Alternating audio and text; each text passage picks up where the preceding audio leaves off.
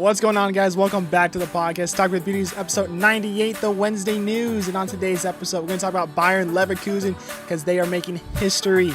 We got a 6-7 menace playing for the New York Rangers, and Arizona State hockey had an eventful Friday night. But first, let's head into the MLB.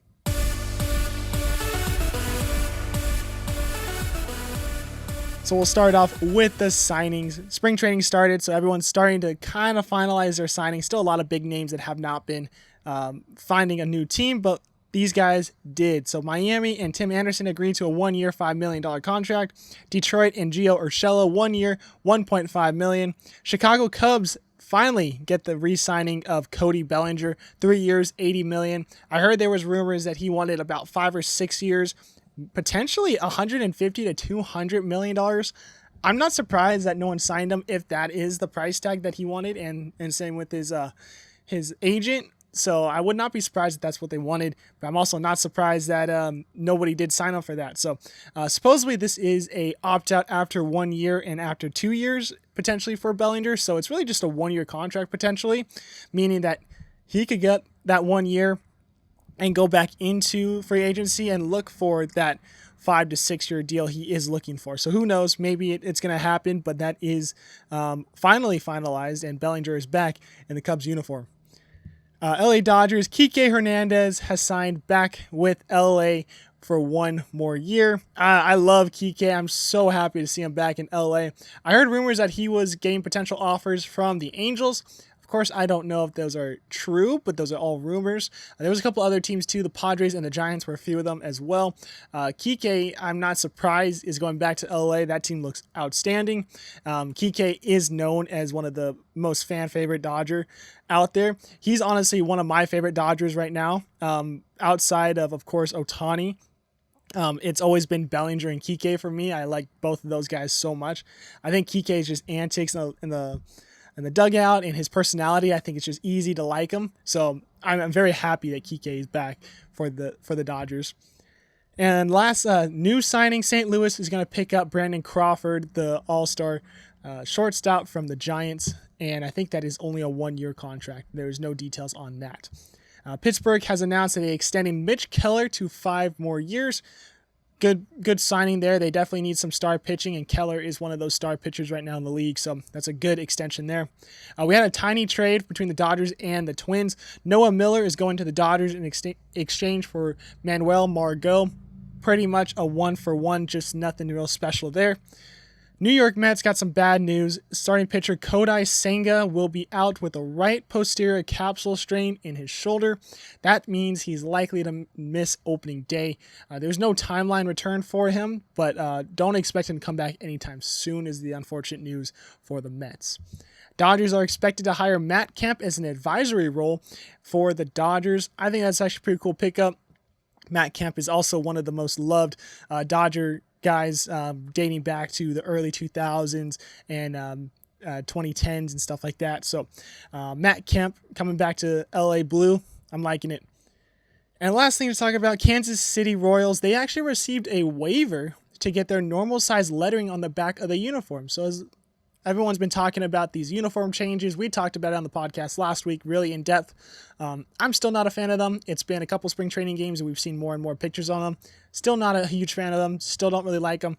I will say on screen, they don't look nearly as bad, but up close and personal, and you see all these pictures and the quality, I'm just not a fan of that. So do not like them overall. But anyways, this waiver, Kansas City, I guess, did not like the lettering mainly on it. So they pretty much said like, hey, we want to bring back our old lettering size, and the MLB and Fanatics or Nike, I'm not sure which one of those two, agreed to say yes to it. So they're the only team to go back to the old lettering that they had on the previous uniforms. So I'll throw some pictures up. There are a few pictures out there. I actually think it looks better. I think the curve is a little too much for me still. I don't like how much it curves around those numbers. It looks a little awkward on some of the names. But when you have the smaller names, I think it looks good. And I think the letters being bigger definitely makes the uniform look a lot better. It looks more normal than it does with the new uniform.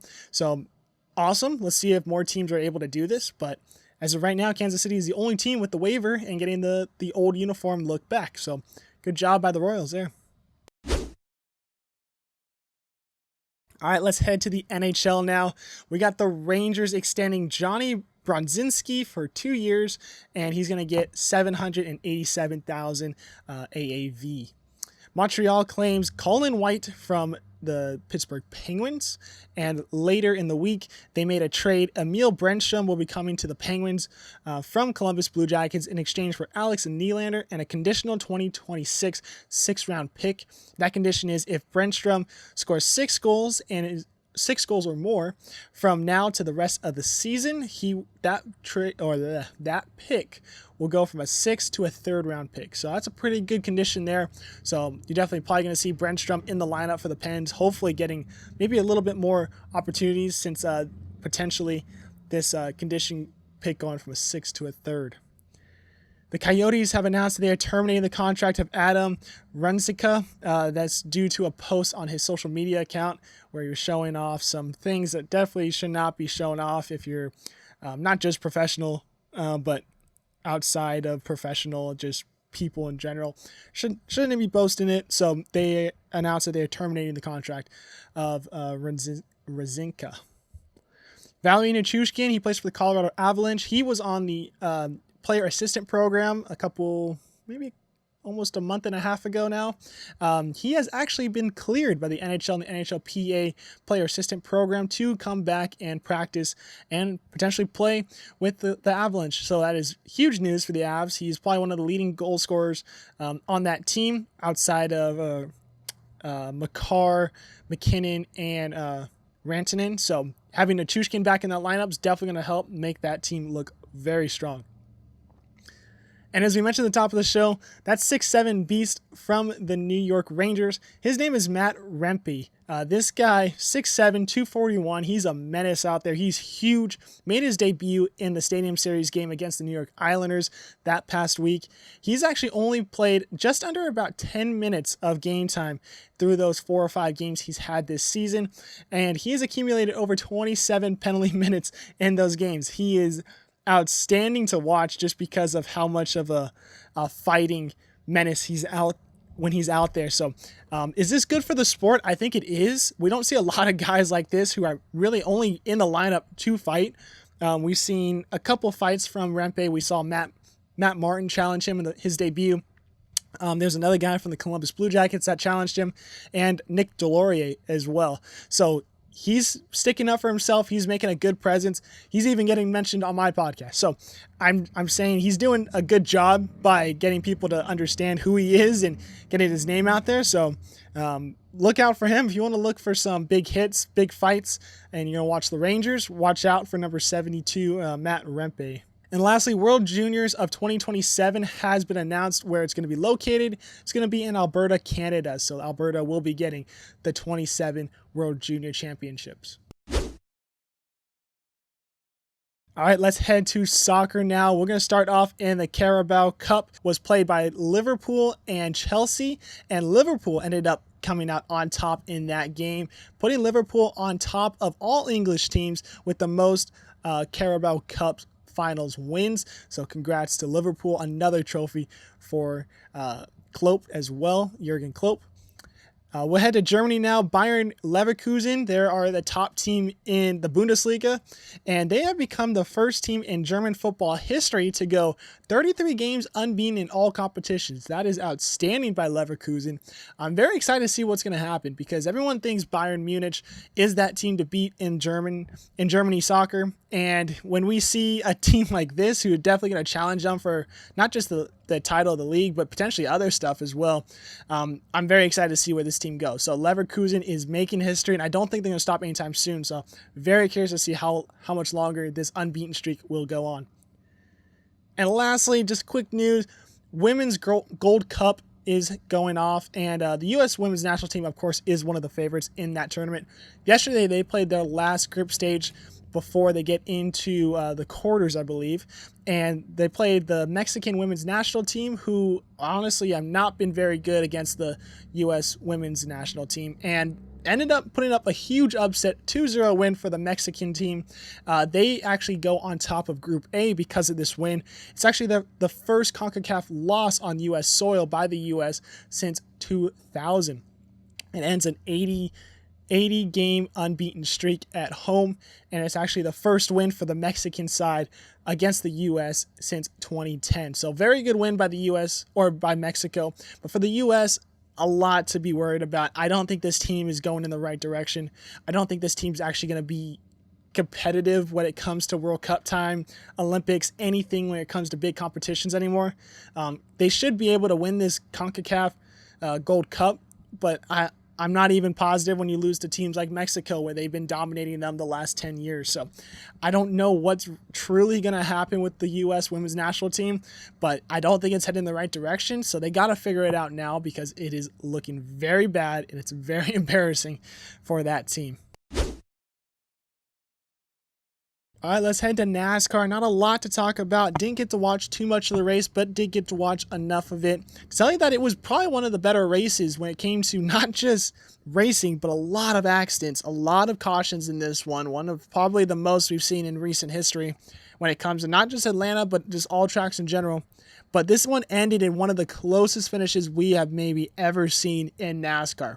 Ended up being the top 3 racers finished within 7 thousandths of a second. That is 2 zeros before you hit the 7. That is a crazy close finish. Let's get into the results. Daniel Suarez won this one by a total of 0.003 seconds, 3 thousandths of a second over Ryan Blaney, who got second in this one. Very close. Kyle Busch came up 7 thousandths of a second behind in third. Fourth, we had Austin Cindric. 5, Bubba Wallace. 6, Ricky Stenhouse Jr. 7, Ross Chastain. Number 8 was Michael McDowell. Number 9 was Chris Buescher. And 10 was Ty Gibbs. That was your top 10 of Atlanta. All right, let's head to college football now. ESPN has announced that they have reached a new deal with the College Football Playoff Committee. They have reached a $7.8 billion for 6 years of broadcasting the playoffs through their broadcasting systems, ABC and ESPN. That will be from now to the 2031-32 season, which is pretty normal. We've seen ESPN hosting most of these championship games, I think, for as long as I've known. I think the championship games have always been on ESPN. So to have it be $7.8 billion, that is crazy. But I mean, I guess that's the market for this kind of stuff. I'm not too sure, but that's just a crazy number to throw out there. UCLA announced that they are finalizing a deal to bring in Eric Bieniemy as their new OC. Bieniemy was the offense coordinator at Washington, and before that, he was over at Kansas City. Both the NFL teams won a Super Bowl with Kansas City.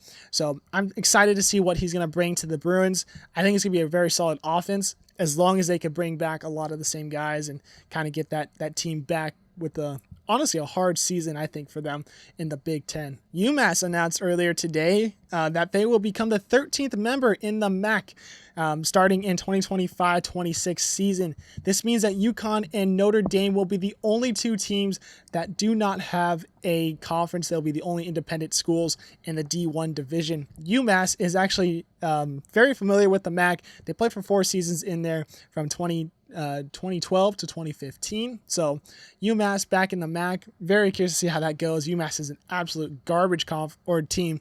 So maybe this is going to help them being in the conference, but I don't have a lot of faith in UMass at all. So I don't think they're going to be any good. Those MACtion teams actually are pretty solid. So excited to see what happens with that, though. And last thing to talk about with this, we got college potentially acquiring helmet comms. This means that as early as 2024 season, we could be getting communication systems from the head coaches to the players on the field, like the NFL does. So no more of those cards with the crazy signs and stuff like that, or all those players on the sidelines wearing different colored T-shirts or hats, giving off different hand signals. So no more of that by the sounds of it. It sounds like we're going to go to helmet comms, which I think is a long time coming. I think I'm fine with that move. So I'm curious to see when it's going to happen, because none of the dates are confirmed, but we could see it as early as this upcoming year. College hockey, let's head into the rankings, of course. We'll start off at number 1, Boston College, that stays put, and number 2, BU, they stay put as well. North Dakota gets a +1 to 3. Wisconsin gets a +2 to 4. Denver drops 2 to 5.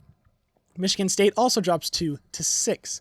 Quinnipiac, Minnesota, and Maine all stay put at 7, 8, 9. Number 10 is Providence. They jump up 2 spots. Colorado College drops 1 to 11. Western Michigan drops 1 to 12. Cornell drops 2 to 13. UMass stays put at 14. St. Cloud State stays put at 15. Michigan and New Hampshire both jump up 1 to 16, 17, along with Omaha and RIT to 18 and 19. And ASU drops 2 to 20. Other receiving votes that had double digits: Northeastern at 50 and Holy Cross at 11. Before we get into the Arizona State update of the week, I want to shout out a Hofstra goaltender, Spiderian Markielos. He made 95 saves out of 98 shots versus Sacred Heart last weekend during their playoffs. Unfortunately, Sacred Heart did win 3-2, in the 4 overtime game, but 98 shots, saving 95 of them. Great job. Shout out to you, but holy cow, like that's got to be the most tiring game I think I've ever heard of for a goaltender. So outstanding performance. Unfortunate that you just did not get the offense there though. Let's head to the Arizona State update of the week. ASU somewhat improve, I guess. I mean, they're now at 27-6. They split the weekend series, but win the overall season series against Alaska Fairbanks. Friday, they lost 3-1. On Saturday, they won in overtime 4-3. So overall, when you look at that, not terrible, not a bad weekend, but offense was not great in these 2 games. Not going to talk too much about Saturday, but let's talk about Friday because this was an eventful Friday. Probably most of you guys already know what's going on if you have some sort of social media that follows hockey accounts or college hockey accounts. You know what happened. Crazy penalty minutes in that Friday contest. A total of 247 PIMs in this one. Arizona State had 116, Fairbanks 131. This is the most penalties, or most of the penalties leading up to the mayhem were very common penalties. So nothing crazy, tripping, hooking, cross-checking, nothing to get the teams so mad at themselves that they were going to put out over 200 penalty minutes here. But it did start after Brandon Tabakin did tie it up with about 5 minutes left in the game. Not long after, he got called for checking from behind. Initially called a 2, was reviewed, turned into a 5, and a game misconduct. So that kind of led a lot of sparks going up. And not long after, Alaska would tally 2 power play goals. A lot of scrums happening here and there. And players trying to throw down, but no punches really were thrown too much. So a lot of players going towards the box. So started tallying more and more of those penalty minutes. And 16 seconds left. Puck was, or face-off was down low in the defensive zone for Arizona State. ASU won the draw down to the corner. Murchison, which you guys know him from the interview we had, he actually is, if you look at it, kind of got jumped by a couple players. It was a 5-on-3 at that point because ASU was down 2 men at that point, and they're just trying to burn out the clock. 16 seconds, ASU's not going to come back. They're not going to try and pressure to try and score 2 goals in 16 seconds. That's unrealistic at that point. Just walk it off, go to the locker room, get ready for Saturday. Fortunately, Alaska went after them, turned into a big scrum. Behind the play, we get 2 guys coming out of the penalty box, Tucker Ness of Arizona State and Dawson Bruensky from Alaska. They go out of the box after they would just put in there 5 seconds beforehand and decide they're just going to fight at the center of ice. No gloves, no helmets, no nothing. They just pop out of the box, start throwing haymakers at each other. I'm not going to show the video. I'll show a couple screenshots of pictures of it. You guys can go look it up. But in the spur of the moment, I think, oh yeah, that's awesome. That's cool. Thinking about it now, it's settled in. I've thought about it. I've wrote about it. And I do not think this is a great spur of the moment kind of feel from a team like Arizona State. I mean, this team needs to get into an independent spot for the tournament, and they're struggling to stay as a top 20 school right now because they are slowly going down. They're not a great road team, and with this game being a loss, they need to look forward to next game. So you know that they need to get wins. They need to prove to the committee that, like, hey, like, we're supposed to be in there. Get us a chance. We won't disappoint kind of thing. And then this shit happens, and it turns into a giant fight. We have over 240 penalty minutes being called between the 2 teams. Ness ends up getting a 5 minute for fighting, 5 minute for leaving the bench. 2 fights, and then a 10-minute game misconduct. So I was 20 minutes just by that, plus Bruinski as well. They both got that. After the fact, head coach Greg Powers did announce that Tucker Ness has been suspended for the rest of the season, will not be involved in any hockey-related activities till the season's over. We don't know if this means that he will be coming back for Arizona State. He is only a sophomore. I honestly would think he might consider transferring. I think something like this, even though I was reading an interview, he says that this is unlike Ness, his reactions.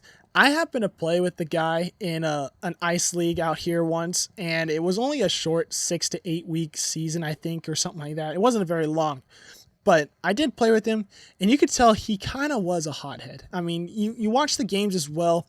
He's the easiest guy to get under your skin, and I don't mean this as the worst way. Everybody plays with those guys, whether it's baseball, basketball, football, hockey, whatever sport you play. There's always that one guy out there that you could kind of get under your skin, and that's Ness. I mean, unfortunately, it happens to be Ness, and unfortunately, it led to all this, which it looks terrible, and I think it looks bad for not just Arizona State, but their chances of getting into the tournament, and it leads to now Ness is suspended the rest of the year, where, yeah, he wasn't playing every single game because he wasn't getting that defensive spot. Usually a Lamy or a Dowd was taking his position, but regardless, I mean, he is playing, I think, about 18 or 19 games this year.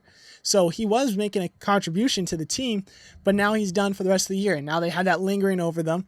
And who knows? I mean, I think personally, antics like that is going to put Arizona State outside of the bubble of potentially being a team in the tournament. So because of all this, I think ASU will not be making the tournament despite potentially winning the last 4 games of the year. I mean, I think that's going to be great if they did.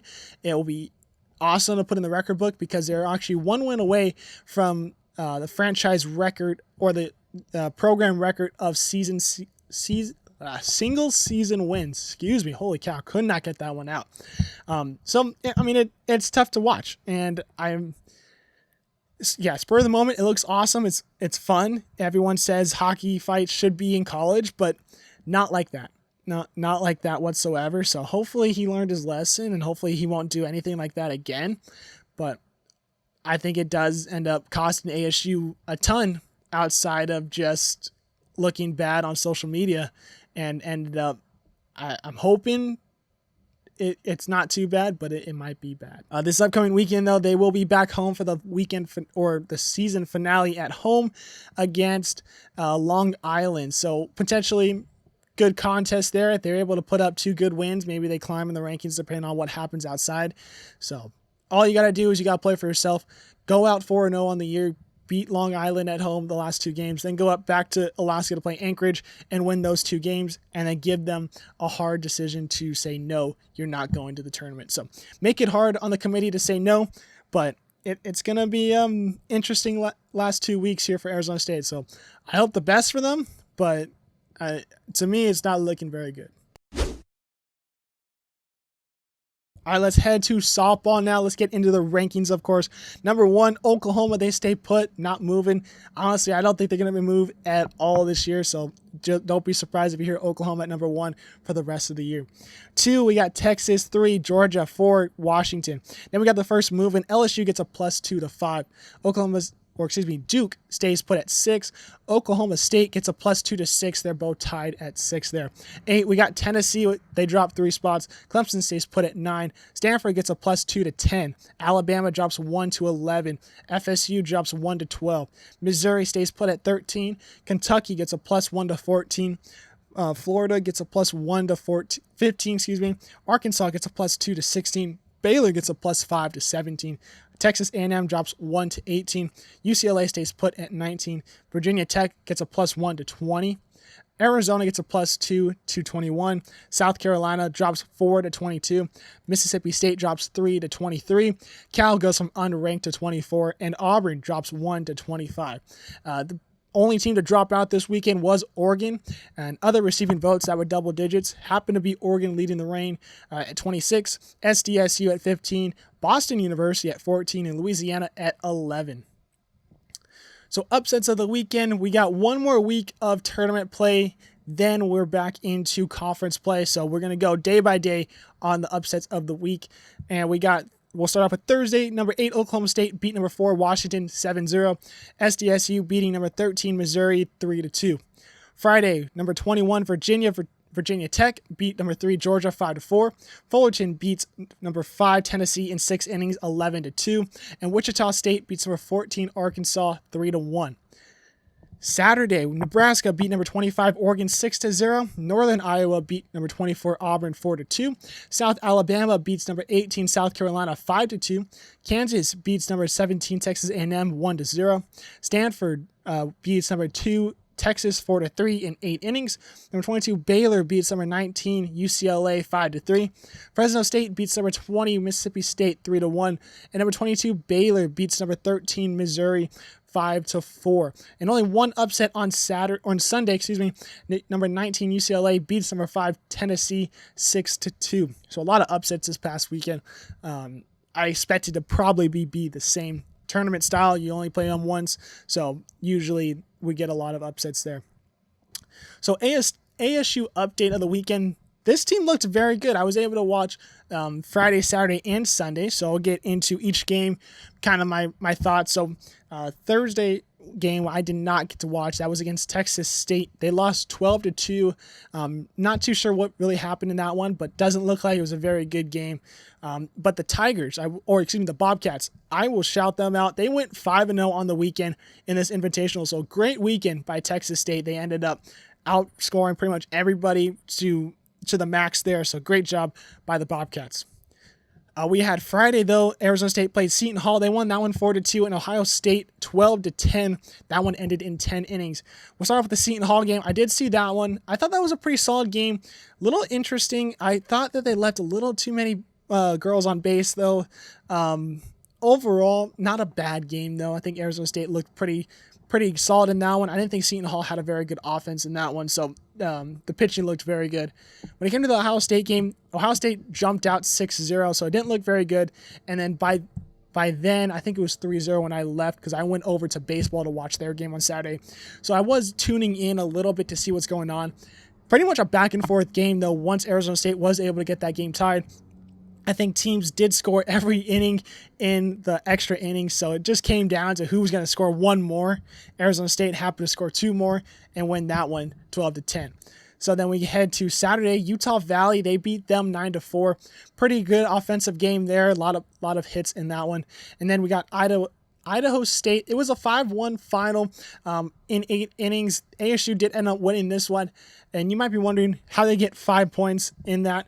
Walk-off grand slam. So, of course, we had the extra inning rule where you put the runner on second base. They intentionally walked 2 runners and loaded it up for Sharon Cunningham. First pitch, she smacked it. Probably the farthest ball I've ever seen in person when it came to a home run in softball. That thing was absolutely smoked. Got them the win 5-1. Overall, offense did not look good in that game. It was all pitching from Idaho State. They looked great. The girl who ended up getting the loss in this game pitched that whole game. She pitched outstanding. I mean, I thought she was going to win it hands down by themselves for the Bengals, but Sharon Cunningham just took that one pitch for a long way. So great job by ASU just to get that one more swing in that one. And then on Sunday, they had one game against New Mexico State. They lost that one 8-10. This was bad pitching. I mean, hands down, bad pitching. I think they left in this relief pitcher for way too long. She gave up 5 or 6 runs, and I thought she wasn't doing terrible, but she was struggling. You could tell she was getting up a lot of hits and just didn't seem like she was finding the plate very well. And it cost them. She gave up a 3-run and a 2-run bomb, I believe. So it ended up costing them the game in this one. So great job by the Aggies, but ASU, they got to figure out their pitching because their pitching looks a little shaky to start off the year. All right, let's head to baseball now. So we'll start off with the rankings. Wake Forest stays put at 1. Arkansas stays put at 2, along with LSU at 3, Florida at 4, and TCU at 5.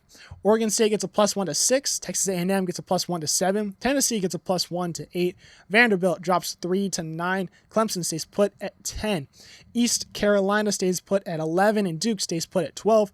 Virginia gets a +1 to 13. NC State drops 1 to 14. Texas jumps up 1 to 15. Alabama jumps up 1 to 16. North Carolina drops 2 to 17. Texas Tech gets a +1 to 18. South Carolina gets a +2 to 19. Indiana gets a +3 to 20. Campbell goes from unranked to 21. Coastal Carolina gets a +3 to 22. Auburn goes from unranked to 23. UC Santa Barbara gets a -2 to 24, and Dallas Baptist goes from unranked to 25. The only teams that dropped out this weekend was Iowa, UCLA, and Kansas State. So let's get into the upsets. So it was weird when I was looking at the upsets. A lot of teams did end up losing maybe 1 or 2 games, but it was if they lost 2 games, they're in some sort of tournament, and if they lost 1 game, they won the series 2 to 3. So I'm only gonna highlight number 18 Iowa. They dropped 2 games, one on Friday to Auburn 5 to 7, and they dropped the Sunday matchup against Wichita State 6 to 12. So that's really the only upset that I saw that was worth mentioning. So next week, if we have another tournament, I'll probably do it the same way we did softball, go day by day. So we'll see. But right now, the only big upsets were Iowa really struggling this week and ended up costing them a top 25 spot. Shout out to Arkansas Razorbacks pitcher Hagen Smith, though. He threw probably the best game of his life ever, unless he's thrown a perfect game or no-hitter before. 17 strikeouts in 6 innings of work.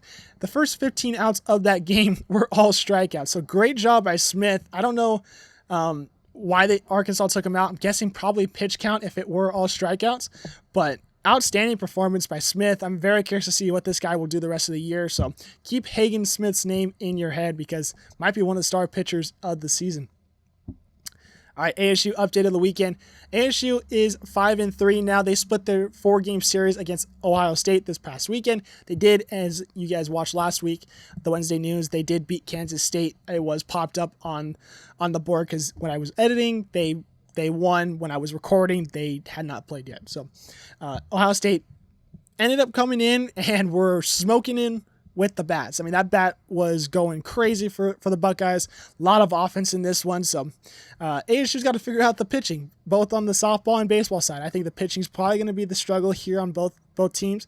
So it's going to be maybe who wins the battle to 7 runs, unfortunately. So they can figure that out. They have a chance, but ASU, they got to figure that out quickly because this upcoming weekend, they're going to Texas to play in the Kabuta College Baseball Series, and they got tough opponents. We got Friday against number 7 Texas A&M, Saturday against number 5 TCU, and then Sunday back against number 7 Texas A&M. So if you win one of those games, definitely going to look good. If you win 2 of those games, you're going to look really good. If you sweep the weekend, you're going to look outstanding. Realistically, I don't know if they're going to win either of these games. It's going to be tough matchups for sure, but I think it's going to be a good contest for Arizona State going into the following weekend. So I'm very excited to see what they're doing against this Texas teams, but it's going to be hard. I'm not going to lie. It's going to be very difficult. All right, games to watch this weekend. We'll start off with the NHL. Jets and Hurricanes. That'll be Saturday, 10:30 a.m. on NHL Network. Soccer, I'll send you to La Liga. We got Valencia versus Real Madrid. Saturday at 1 p.m. ESPN+. We got hockey, number 6 Michigan State versus number 4 Wisconsin. That's a good Big Ten matchup right there. Softball, number 21 Arizona versus number 11 Alabama. Friday at 5:30 p.m. SEC Network Plus. I think that is on ESPN Plus as well. And lastly, baseball, number 10 Clemson versus number 19 South Carolina. That is a 3-game set. Little battle of Carolina right there. So that should be a good one for baseball. All right, guys. Hey, that will do it for this episode. Thank you guys for listening or watching. If you guys are watching, make sure you guys hit that like and subscribe and that little bell icon so you guys are notified when the new episodes are dropping. If you guys are listening to it, give us a 5-star rating. Helps us grow the program even more, check out the links down below for our Instagram and Twitter. We always post when we make new episodes, and we're trying TikTok. It's on my personal account, so we'll see how it goes. I'm not a huge TikToker, but it might work out in our favor, so we'll see how it goes, but keep an eye out for TikToks as well. We also doing Instagram Reels, so if you have Instagram and you follow that, it will be the same content as well. So follow on both, but if you don't have TikTok, it will be the same content on Instagram Reels, so check that out as well. Episode 98 in the books. Appreciate you guys listening or watching. Hope you have an awesome weekend, and we'll see you guys later.